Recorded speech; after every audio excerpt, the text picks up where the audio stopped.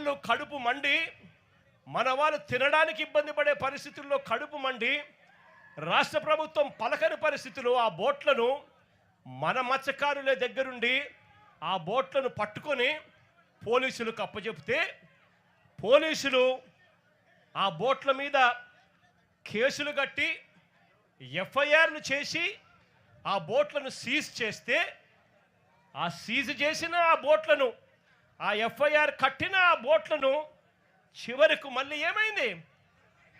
ఇక్కడే ఇది phone call data.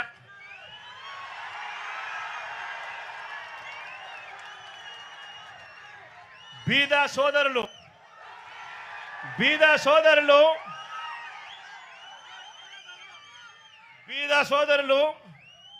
ఆయన అనుచరుడు కొందూరు పోలిశెట్టి, అక్కడ బోటు యజమానులు అశోక్, వీరి మధ్య జరిగిన సంభాషణలకు సంబంధించిన కాల్ డేటా, టెలిఫోన్లో మాట్లాడిన కాల్ డేటా, కాల్ నెంబర్లు,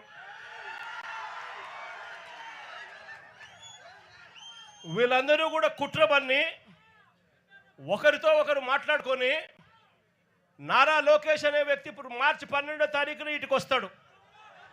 మార్చి 16వ తారీఖున ఈ బోట్లు ఇక్కడ నుంచి పోతాయి.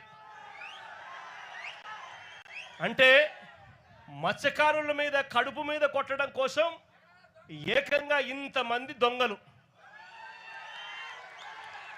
ఇంతమంది పెద్ద పెద్ద దొంగలు, ఒకరు ముఖ్యమంత్రి కొడుకు, ఒకడు ఎంపీ, ఇంకొకడు ఎమ్మెల్యే, ఇంతమంది కలిసి ఎవరిని తన్నేది? చిన్న చిన్న పేదవాళ్ళైన మత్స్యకారులను తనడానికి, కడుపు మీద కొట్టడానికి ఇంతమంది ఏకమవుతారు.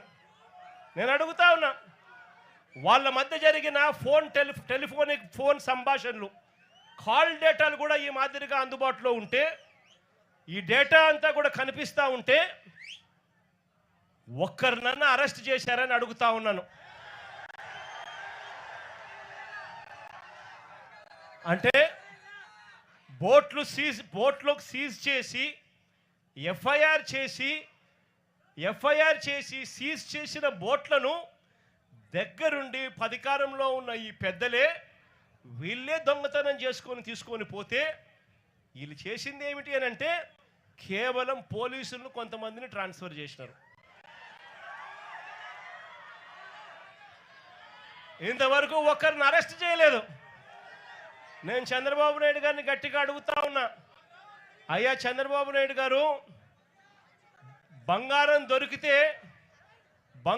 దొరికింది అని చెప్పి పోలీస్ స్టేషన్లో కేసు పెట్టి పోలీస్ స్టేషన్లో సీజ్ చేసి ఆ సీజ్ చేసిన ఆ బంగారాన్ని ఎవరైనా దొంగతనం చేసుకొని పోతే మీరు ఇట్లే ఇడిచిపెడతారా అని అడుగుతా ఉన్నాను చంద్రబాబు నాయుడు గారిని.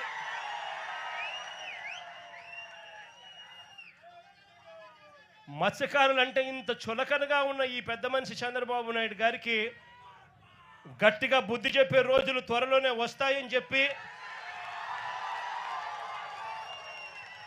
ఎల్లకాలం ఈ ప్రభుత్వం ఇలాగనే కొనసాగదు అని చెప్పి గట్టిగా చంద్రబాబు నాయుడు గారిని గట్టిగా మందలిస్తా ఉన్నాం. ఇదే పెద్ద మనిషి చంద్రబాబు నాయుడు గారికి చెప్తా ఉన్నా, ఇక్కడే ఎంపీలు ఫోన్లు చేస్తారు, కొంతమంది మత్స్యకారులకు 10 లక్షల రూపాయలు డబ్బులు ఇస్తారు, వాళ్ళ ఇల్లు కలిసి దొంగతనం చేసే దాంట్లో